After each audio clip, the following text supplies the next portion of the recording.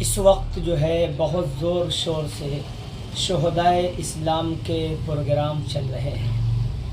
ان پروگراموں کے اندر خاص طور سے صحابہ کرام رضوان اللہ تعالی علیہم اجمعین کی سیرت بیان کی جاتی ہے اور ان کا تذکرہ کیا جاتا ہے، اور صحابہ کرام رضوان اللہ تعالی علیہم اجمعین کا تذکرہ کرنا، ان کا ذکر کرنا عبادت ہے۔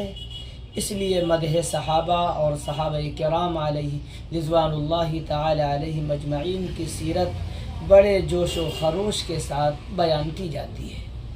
سب سے بڑی بات یہاں پر یہ ہے کہ ہم سب سے پہلے یہ سمجھیں صحابی کسے کہتے ہیں۔ صحابی کسے کہتے ہیں؟ ہم صحابہ کرام کی پوری سیرت، پوری تاریخ سنتے رہتے ہیں، لیکن صحابی کسے کہتے ہیں اس کا جاننا بھی ضروری ہے۔ صحابی اس کو کہتے ہیں جس نے حضور اکرم صلی اللہ علیہ وسلم کو ایمان کی حالت میں دیکھا ہو اور ایمان ہی کی حالت میں اس کا انتقال ہوا ہو، وہ صحابی ہے۔ اللہ کے رسول علیہ السلام کو جس نے ایمان کی حالت میں دیکھا اور ایمان کی حالت پر اس کا انتقال نہیں ہوا، ایمان پر اس کی موت نہیں ہوئی، تو وہ صحابی نہیں ہے۔ تو صحابی کے لیے ایمان کی حالت میں دیکھنا بھی شرط ہے اور ایمان کی حالت پر انتقال بھی شرط ہے۔ تو صحابی کی تعریف آپ کے سامنے آئی۔ صحابی ہونے کے لیے اللہ کے رسول کی مجلس میں بیٹھنا ضروری نہیں، اللہ کے رسول کے ساتھ وضو کرنا ضروری نہیں، اللہ کے رسول کے ساتھ نماز پڑھنا ضروری نہیں، اللہ کے رسول کے ساتھ غزوات میں شرکت ضروری نہیں، بلکہ صحابی ہونے کے لیے صرف ایمان کی حالت میں زیارت رسول ہو جائے اور ایمان کی حالت میں اس کا انتقال ہو جائے، وہ صحابی۔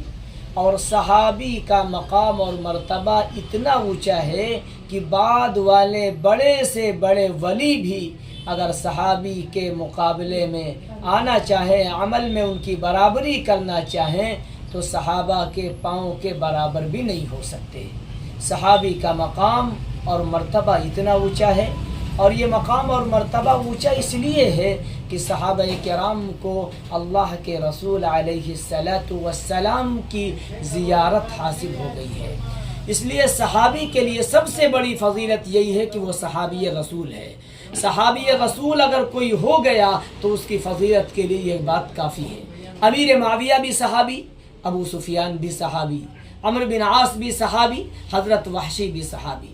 بس لہٰذا ان کو برا بلا کہنا، ان کے شان میں نازیبہ الفاظ کہنا، یہ ان کے اوپر تو کوئی اثر انداز نہیں، لیکن کہنے والا خود اپنے آپ کو سوچے کہ اس کا حشر کیا ہو سکتا ہے۔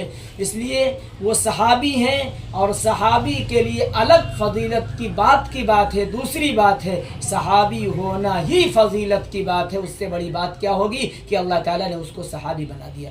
اس لیے میرے پیاروں، میرے عزیزوں، صحابی کی تعریف معلوم ہوئی، اور صحابی کا مقام اور مرتبہ یہ ہے کہ بعد میں اللہ کے بڑے سے بڑے ولی بھی صحابہ کے عمل کے برابر نہیں پہنچ سکتے۔